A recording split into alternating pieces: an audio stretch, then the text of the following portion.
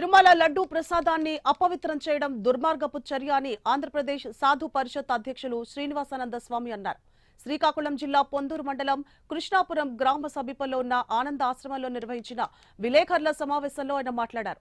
భక్తులు ఎంతో పవిత్రంగా భావించే స్వామివారి లడ్డూ అన్న ప్రసాదాన్ని వైసీపీ అధినేత జగన్ ఉద్దేశపూర్వకంగానే అపవిత్రం చేశారన్నారు.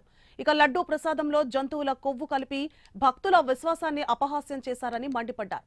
దీనిపై సమగ్ర విచారణ జరిపి బాధ్యులపై చర్యలు తీసుకోవాలని డిమాండ్ చేశారు. మంది హిందువుల ఆరాధ్య దైవం శ్రీ వెంకటేశ్వర స్వామి వారు.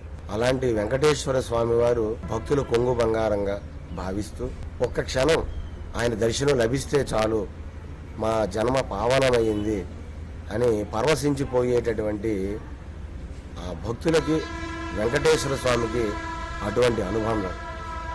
అటువంటి అనుబంధానికి తూట్లు పొడిచి మరి వైసీపీ పాలనలో తిరుమల క్షేత్రం తాలూకా వెంకటేశ్వర స్వామి దివ్యమైన ప్రసాదం ఆ లడ్డు ఎవరైనా ఇంటికి వస్తే చాలు తిరుమల క్షేత్రం దర్శించి వస్తే మాకు ప్రసాదం ఇవ్వండి అని అడిగి తీసుకునేటువంటి పరిస్థితి. ఆ ప్రసాదం ఎక్కడ పెట్టినా కూడా ఆ సువాసన పరిమళం అనేది మనందరం కూడా అనుభవించేటువంటి పరిస్థితి.